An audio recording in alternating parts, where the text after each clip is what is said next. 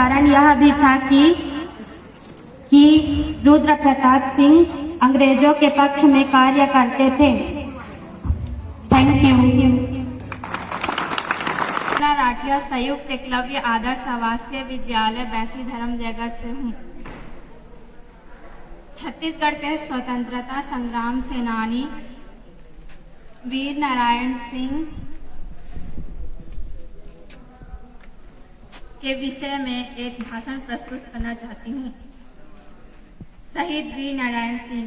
वीर नारायण सिंह का जन्म 1795 सोनाखान में हुआ था। उनके पिता का नाम राम स्वतंत्रता संग्राम सेनानी, सच्चे देशभक्त व गरीबों के मसीहा थे। 10 दिसंबर 1857 में उन्हें रायपुर के जय स्तंभ चौक के पास फांसी दे दी गई। फिर उनके शव को तोप से उड़ा दिया गया। इसी तरह देश के सच्चे भक्त का लीला समाप्त हो गई।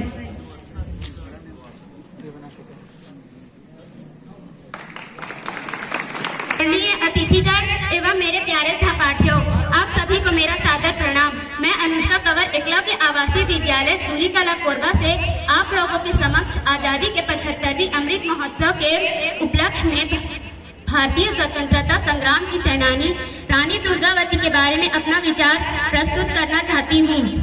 चंदेलों की बेटी थी, चंदेलों की बेटी थी, गोडवालों की रानी थी, गोडवालों की रानी थी, चंडी थी रचंडी थी, चंडी थी रचंडी थी, वह दुर्गावती भवानी थी, वह दुर्गावती भवानी थी।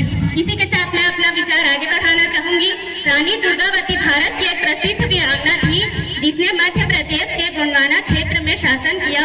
उनका जन्म 5 अक्टूबर 1524 को कालिंजा के राजा पृथ्वी सिंह चंदेल के यहाँ हुआ। उनका राज्य गढ़मंडला था जिसका केंद्र जबलपुर था। उन्होंने अपने विवाह के 4 वर्ष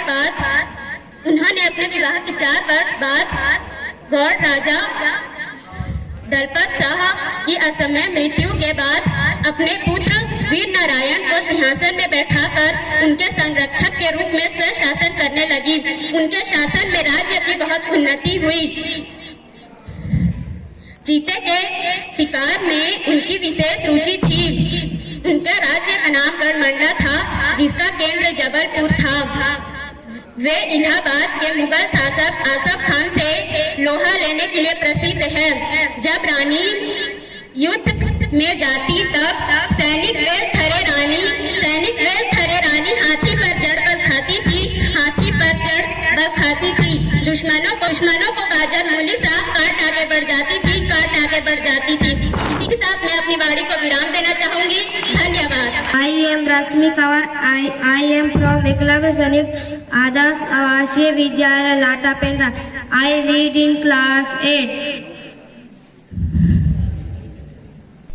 अपने भाषण में बिरसा मुंडा जी की जीवनी प्रस्तुत करना चाहती हूँ।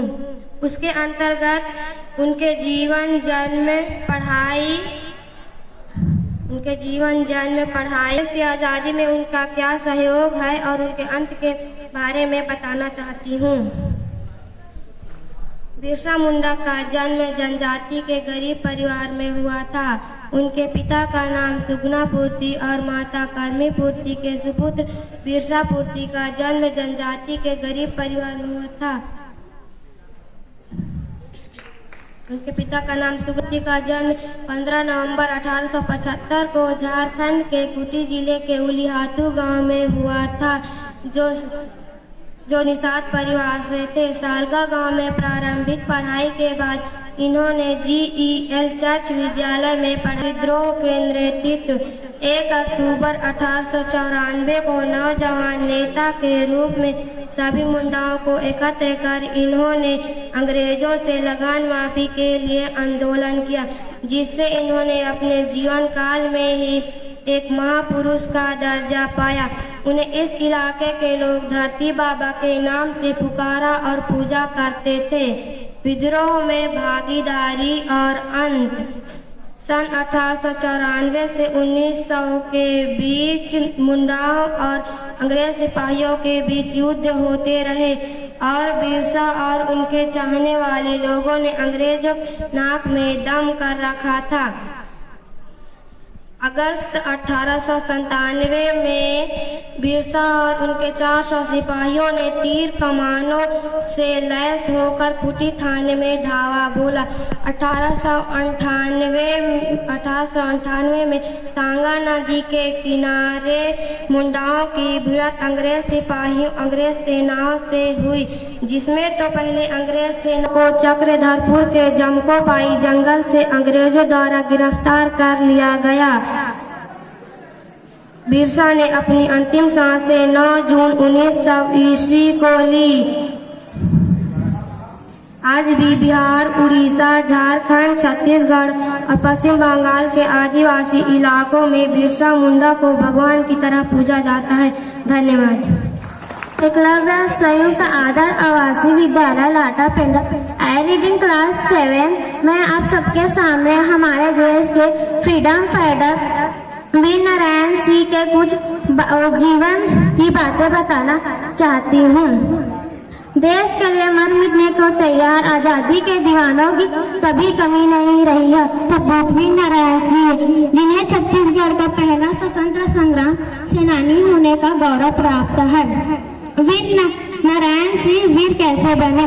7वीं शताब्दी में सोना का राज्य स्थापना हुआ, जिनके वंशज सिरंगगढ़ के जमींदार के पूर्वज थे। सिरंगगढ़ का प्राचीन नाम सिंहगढ़ था। सिंहगढ़ वर्तमान में बलौदा बाजार में आता था। यहीं के युवराज नारायण सिंह वीर है। युवराज ने को एक व्यक्ति ने जानकारी दी, सोना खान क्षेत्र में एक नरभक्षी से कुछ दिनों से अपना आतंक फैलाया हुआ है। इससे प्रजा भयभीत है। प्रजा की सेवा में तत्पर नारायण सिंह ने हाथ में तलवार लिए नरभक्षी शेर को ढेर कर दिया। उनकी इस बहादुरी के लिए ब्रिटिश सरकार ने उन्हें बहादुरी सम्मान की पद्धति का सम्मानित किया। इस सम्मान के बाद वीर नारायण सिंह को बिछवाड़ नाम से जाना गया। छत्तीसगढ़ का पहला संग्राम सेनानी। 1857 में जब अकाल पड़ी थी, जनता त्राही कर रही थी, नारायण सिंह ने हजारों किसानों को साथ में लेकर कसडोल के जमाखोर गोदाम में धावा बोल दिया। अतः ब्रिटिश शासन के दीवान जो जमींदार नारायण सिंह के बहनोई थे, जिसके सहयोग से छल पूरा देशद्रोही व लुटेरे के बेबुनियाद ने नारायण सिंह को बंदी बना लिया। 10 दिसंबर 1857 में रायपुर चौराहे वर्तमान में जय स्तंभ चौक में बांधकर उसे फांसी दी गई। बाद में उनको तोप में उड़ा दिया। ऐसे ही एक देशभक्ति का जीवन लीला समाप्त हो गई। उल्लेखनीय है कि गुड़वाना के शेर कहे जाने वाले वीर नारायण सिंह, जिन्हें बिछवाड़ राज्य का पहला स्वतंत्र संग्राम सेनानी होने का गौरव प्राप्त है, इसके सम्मान में फिलहाल कल्याण विभाग ने समृद्धि पुरस्कार स्थापना की है। Thank you everyone. देखो अनूठा पर्व आया। 75 वर्ष होने को आए देश उत्सव मना रहा। 75 वर्ष होने को आए देश उत्सव मना रहा।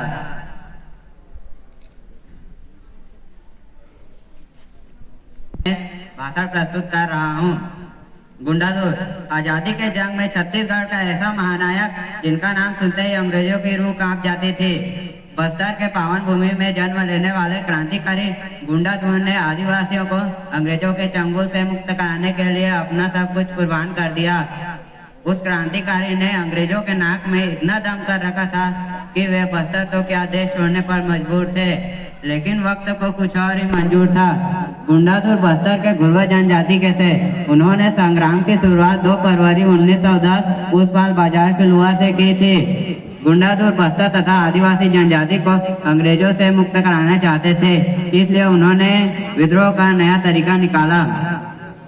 बस्तर की जनता पहले से ही अंग्रेजों से परेशान थी कि 19वीं सदी के अंत तक सेठ सामंत तथा साहूकारों ने उनका शोषण करना भी शुरू कर दिया।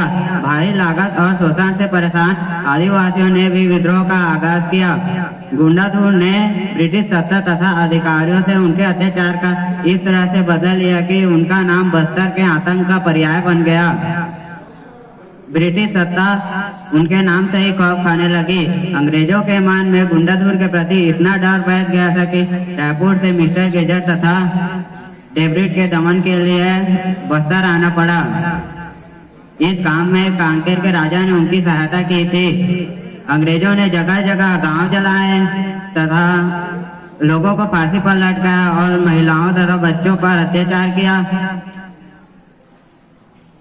मई 1910 तक अंग्रेजों ने आदिवासियों का विद्रोह पूर्णतः दबा दिया, जिसमें कई आदिवासियों ने हंसते हंसते अपने प्राणों की आहुति दी। धन्यवाद। परम सम्मानीय निर्णायक मंडल के सदस्यों तथा इस कार्यक्रम में उपस्थित समस्त गणमान्य निर्णायकों को मेरा प्रणाम। मैं जितेश कंवर संयुक्त एकलव्य आदर्श आवासीय विद्यालय पलाड़ी खुर्द के कक्षा 8वीं का छात्र हूं, जो कि आज मैं आप सभी के सम्मुख आजादी के अमृत महोत्सव के अंतर्गत स्वाधीनता के अमृत महोत्सव के विषय पर अपना विचार आप सभी के साथ साझा करना चाहता हूँ। वर्षगांठ पर मनाए जाने वाले भव्य त्योहार, जैसा कि आप सभी लोग जानते हैं कि इस वर्ष यानी कि 2021 में भारत देश 75 साल का आजादी का जश्न मना रहा है। किंतु आजादी का जश्न मनाने का सौभाग्य हमें ऐसे ही प्राप्त नहीं हुआ है, किंतु इस आजादी के लिए हमने बहुत कीमत चुकाई है एवं बहुत सी मुसीबतों एवं चुनौतियों का सामना भी करना पड़ा है। किंतु हम सब लोग जानते हैं कि हम सब लोगों को आजादी तो प्राप्त हुई, किंतु उसी समय हमारे बंटवारे का सामना भी करना पड़ा। बंटवारे के दौरान कई लोग ऐसे भी थे जो कि अपना घर नहीं छोड़ना चाहते थे, लेकिन उन्हें मजबूरी में अपना घर छोड़ना पड़ा। इस तरह से हमारे देश को आजादी प्राप्त हुई। आजादी के बाद भारत में विकास करना भी एक बहुत बड़ी चुनौती थी, क्योंकि अंग्रेज शासन दौरान भारत की आर्थिक स्थिति बहुत ही खराब हो चुकी थी। जब अंग्रेज भारत में व्यापार करने के लिए आए थे, तब उस समय भारत के अर्थव्यवस्था में 23 से 25% हिस्सेदारी था एवं 20 दशक बाद जब हमें आजादी प्राप्त हुई, यानी कि 1947 में हमारे पूरे विश्व के अर्थव्यवस्था में मात्र 3% ही हिस्सेदारी रह गया। इससे हम लोग समझ सकते हैं कि अंग्रेजी शासन ने भारतीय अर्थव्यवस्था की कमर तोड़ डाली थी। अंग्रेज भारत से कच्चा माल ले जाते थे और तैयार माल लाकर यहाँ बेचते थे, अंततः जिससे हमारे देशवासी बहुत ही गरीब हो गए थे। लोकतंत्र की स्थापना करना भी एक बहुत बड़ी चुनौती थी और करोड़ों लोगों की जानकारी भी देनी थी और लोगों को लोकतंत्र की जानकारी भी देनी थी। 1952 में जाकर पहली बार चुनाव हुआ, लेकिन यह तैयारी करना कोई आसान काम नहीं था। धन्यवाद। जय जोहार, जय छत्तीसगढ़। सम्मानीय मेरे गुरुजनों, आज के कार्यक्रम में अध्यक्षता कर रहे अध्यक्ष महोदय, आज के मुख्य अतिथि तथा विशिष्ट अतिथि, इस अंचल से आए हुए वरिष्ठ नागरिक, सज्जनवृंद, माता बहनें, नवयुवक भैया एवं मेरे साथी, विशेष प्रिंसिपल सर, विशेष सभी सर मैम, आप सभी का चरण छूकर प्रवीण पैकरा प्रणाम करता हूँ। ताली बजाकर स्वीकार करेंगे। बिरसा ये नाम नहीं, ब्रिटिश सरकार के लिए आतंक था। जिस उम्र में हम बाइक से सन्न भागते हैं, उस उम्र में बिरसा अपने धनुष के बाण भगाते थे।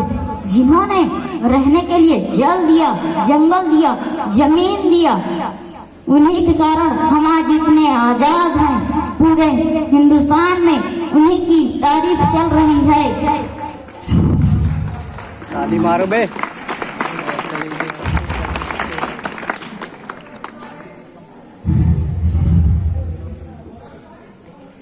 है उन्हीं के कारण आज हम यहाँ स्कूल में पढ़ रहे हैं। जब बिरसा अपने धनुष बाण से और अंग्रेज के साथ लड़ रहे थे, तब वे अपनी जान की चिंता नहीं कर रहे थे, वे अपनी देश की चिंता कर रहे थे।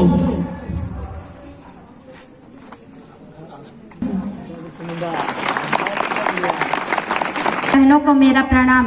मैं मोनिका राठिया संयुक्त एकलव्य आदर्श आवासीय विद्यालय बैसी धर्मजयगढ़ से आप सभी के समक्ष मैं छत्तीसगढ़ के स्वतंत्रता संग्राम सेनानी वीर गुंडाधुर के बारे में भाषण सुनाना चाहती हूँ। वीर गुंडाधुर का जन्म सन 1909 ईस्वी पूर्व में हुआ है। वह बस्तर के तेनानाथ स्थान में स्थित है। मैं बिरसा मुंडा जी के विषय में बोलने जा रहा हूँ। बिरसा मुंडा का जन्म 15 नवंबर सन 1875 के दशक में छोटे किसान के गरीब परिवार में हुआ था। मुंडा एक जनजातीय समूह था जो छोटा नागपुर पठार झारखंड निवासी था। बिरसा जी को 1900 में आदिवासी लोगों को संगठित देखकर ब्रिटिश सरकार ने आरोप में गिरफ्तार कर तथा 2 साल का दंड दिया गया।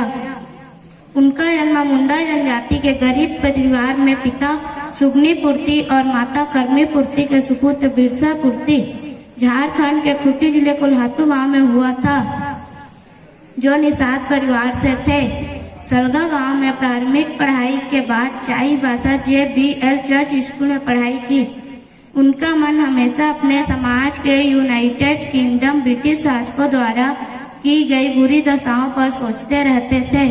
उन्होंने मुंडा लोगों को अंग्रेजों शासन से मुक्ति दिलाने के लिए अपना नेतृत्व प्रदान किया। धन्यवाद।